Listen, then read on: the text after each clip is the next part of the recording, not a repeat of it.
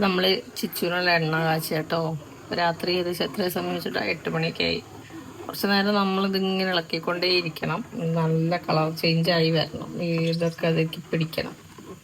നല്ലൊരു അപ്പം നമ്മളിതാ ചെമ്പരത്തി മുട്ട, കരിവേപ്പില, കരിഞ്ചീരകം, ഉലുവ, പിന്നെ നമ്മുടെ കറ്റാർവാഴ എല്ലാം കൂടിയിട്ട് നമ്മൾ പൊടിച്ച് വെച്ചിട്ടുണ്ട്. അതിൽ നമ്മൾ എണ്ണ ചൂടായപ്പോഴേക്ക് ഇട്ട് കൊടുത്തു. ഇനി ഇത് നന്നായിട്ട് കുറേ സമയം നിന്ന് ഇങ്ങനെ ഇളക്കി കൊടുക്കണം കേട്ടോ. കുറച്ച് നല്ലോണം സമയം നമ്മളിങ്ങനെ നിന്നുകൊണ്ട് ഇളക്കി കൊടുക്കണം. എല്ലാം വരണം, അപ്പോൾ മാത്രമേ സെറ്റാവുള്ളൂ. ഒരു സമയം എടുക്കും. കുറേ ദിവസമായി എന്നോട് പറയണു എണ്ണ കാച്ചി തരും. കഴിഞ്ഞിട്ട് കുറച്ചായിട്ടുണ്ടായിരുന്നു. പിന്നെ ഞാൻ വെളിച്ചെണ്ണ ആട്ടി ചെയ്യാന്ന് വിചാരിച്ച് അതും കൊണ്ടുവന്നിട്ട് ഇപ്പോൾ കുറേ ആയി ചെയ്തിട്ടുണ്ടായിരുന്നില്ല. അപ്പം ഇന്നിപ്പോൾ അവള് നിർബന്ധം പറഞ്ഞപ്പോൾ മുടിയൊക്കെ പൊട്ടിപ്പോരുന്ന എണ്ണ ഉപയോഗിക്കാനിട്ട് പിന്നെ ചെയ്ത് കൊടുക്കാന്ന് വിചാരിച്ചു. അത് കണ്ടത് നന്നായിട്ട് തിളച്ചിട്ടുണ്ട് കേട്ടോ. ഇതിങ്ങനെ ഇതിൽ കിടന്നൊന്ന് നല്ല സ്മെല്ല് വരുന്നുണ്ട്.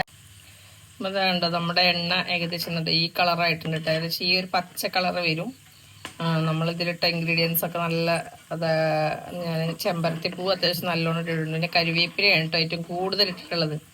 കാരണം കരിവേപ്പില എപ്പോഴും നല്ലതാണ്. നമ്മൾ കുട്ടികൾക്ക് ഭക്ഷണം കൊടുക്കുമ്പോൾ അതിൽ നല്ലോണം ഇട്ടാലും മുടിക്കൊക്കെ നല്ലതാണ് കരിവേപ്പില. ഞാൻ സാധാരണ കാച്ചിനേക്കാട്ടിലും 1-2 എക്സ്ട്രാ ഇൻഗ്രീഡിയൻസ് അതിലിട്ടിട്ടുണ്ട്.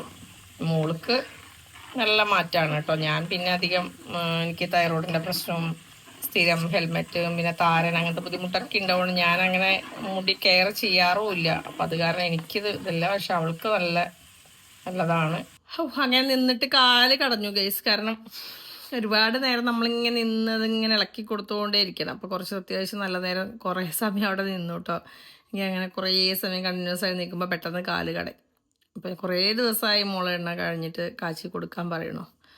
അപ്പം ഇനി അത് ഞാൻ തണുത്തിട്ട് സാധാരണ അതിലിട്ട ഇൻഗ്രീഡിയൻസ് ഒന്നും അത് വേർതിരിച്ച് വെക്കാറില്ല. അത് ബോട്ടിലിൻ്റെ അടിയിൽ തന്നെ ഇങ്ങനെ കിടക്കും. അപ്പോൾ കൂടുതൽ ഓരോ ദിവസം കഴിയുന്തോറും അതിലുള്ള എല്ലാ സത്തും നമ്മുടെ ഈ എണ്ണയ്ക്ക് തന്നെ പിടിക്കുകയില്ല. അത് കാരണം കുഴപ്പമൊന്നും സംഭവിക്കാറില്ല.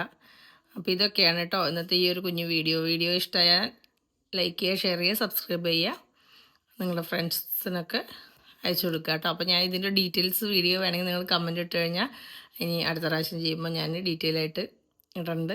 ഇന്നിപ്പോൾ പെട്ടെന്നായ കാരണം എല്ലാം റെഡിയാക്കിയതിന് ശേഷമാണ് പിന്നെ ഞാൻ ചെയ്തപ്പോൾ എടുത്തിടാമെന്ന് വിചാരിച്ചത്. അത് കാരണം എനിക്ക് എല്ലാം അങ്ങനെ ഡീറ്റെയിൽ ആയിട്ട് പറയാൻ പറ്റിയിട്ടില്ല. അപ്പോൾ അടുത്ത ഡീറ്റെയിൽ ഒരു വീഡിയോ ആയിട്ട് ചെയ്യാം കേട്ടോ. അപ്പോൾ ഇത്രയൊക്കെ ഉള്ളൂ ഇന്നത്തെ വീഡിയോ. അടുത്ത വീഡിയോ ആയിട്ട് വീണ്ടും വരാം. അതുവരേക്കും ബൈ.